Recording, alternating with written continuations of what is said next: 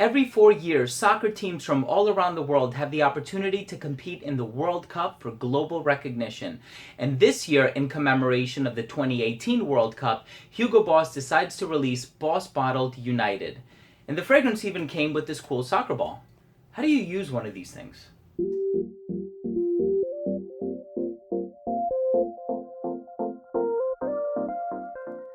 This fragrance was released in 2018, and of course the original predated it by many, many years. Happens to be one of my favorite fragrances, composed by Annick Menardo. She really knows her stuff. One of my favorite perfumers. And the original, I guess the ongoing narrative in the community is that it kind of has like this spiced apple pie vibe. And I totally get that with like the cinnamon and the amber and the sweeter notes and all that jazz. Since then, we've seen many variants hit the market, an oud version, a tonic version, I think an unlimited version. So this one, called United, not to be confused with Unlimited, is purported to be a fresher, lighter iteration of the original.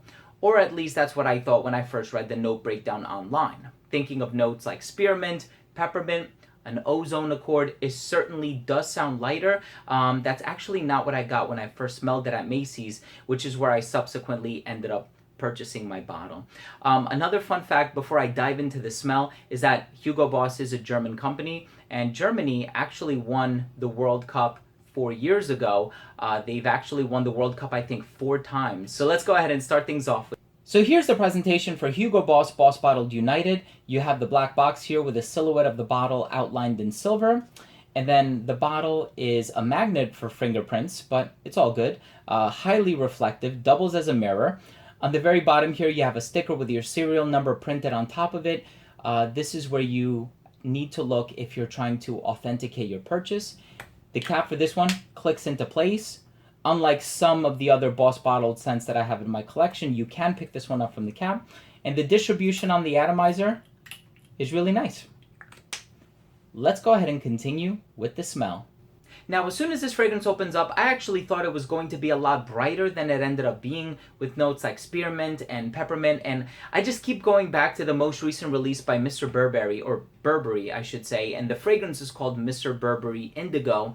That one actually opens up with a nice blast of spearmint, and I'm able to smell the spearmint right away. It really makes a statement in the opening. And this one, you think you have spearmint and peppermint. I actually don't get much mint from this. I do get the woodsy notes that are in the base. I know there's also a buchu plant contained in here. I'm not very familiar with that ingredient. And an ozone accord. It has a freshness about it, something that I would equate to the smell of, say, Versace Dylan Blue or Bleu de Chanel or any number of other blues on the market. And so I think that aspect of the scent will lead to you getting complimented by it. But there's also like an ambery nuance floating around in the base. So once it starts to dry down, you actually get something that's kind of similar to like Azzaro Wanted by Night, 1 Million Privé, closer to Azzaro Wanted by Night, where it kind of has like this ambery warmth, but Azzaro Wanted by Night has like that cumin note in it, so it's a bit spicier. This one is definitely on the fresh side, but it's not bright and uplifting like I was expecting it to be. There's no citrus in here from what I can perceive. It just opens up woodsy and ambery with that ozonic accord floating around in the opening like I mentioned earlier.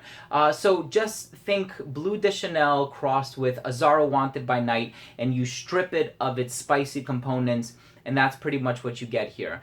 I think this is going to be a solid scent for as long as it's on the market. I was told by my Macy's sales associate that this is a limited edition release. She personally wasn't a fan of it. I actually do enjoy it. I just think it's quite similar to a lot of other fragrances that are on the market nowadays. That's not to say that I won't be wearing it. It's such a pleasant scent, and my wife actually really likes it. So, you know, I aim to please my significant other. So I think I will be wearing this one around the house a bit more often. But let's talk about the pros and cons for a second. The pro for this one is that the price is actually decent, and I got the large size bottle. It's a designer level scent, and the price matches that. It smells nice, it's pleasant, it's the kind of scent that will get you compliments. It has a little complexity on account of those ambery woods that are in the base. But some of the cons for this one would be that it's just similar to a lot of other fragrances that are on the market.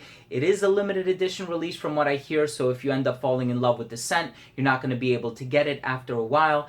And it's not similar to the original. So I know a lot of people out there really do enjoy the original. A lot of people also really like the oud version. So this one is a fragrance that kind of goes in a completely different direction. So if you're buying this expecting it to have the DNA of the original embedded somewhere in there, that's actually not what you get from this one. But all in all, like I said before, it's a pleasant scent. I always suggest you go out there and try it for yourself. You might actually end up really liking this one. Let's go ahead and finish things off with my overall assessment.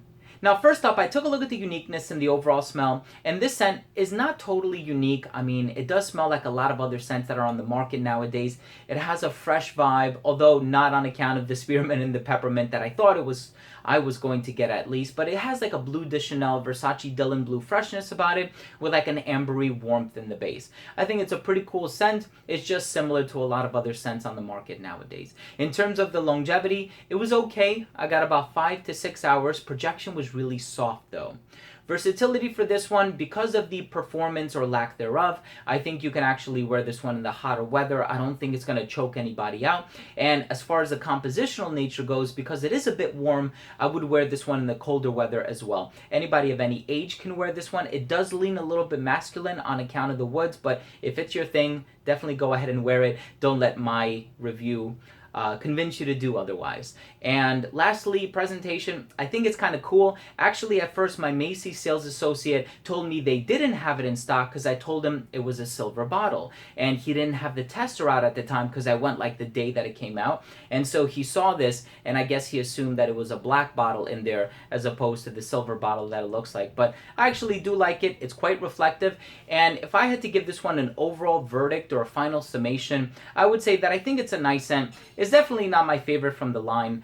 I don't think it does anything special, but it is a pleasant scent, and I think it will appeal to a lot of people.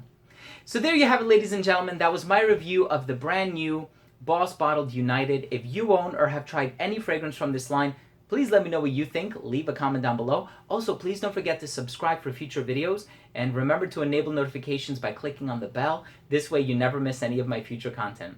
Thanks again for watching. I love you guys, and we'll see you in the next episode. Take care.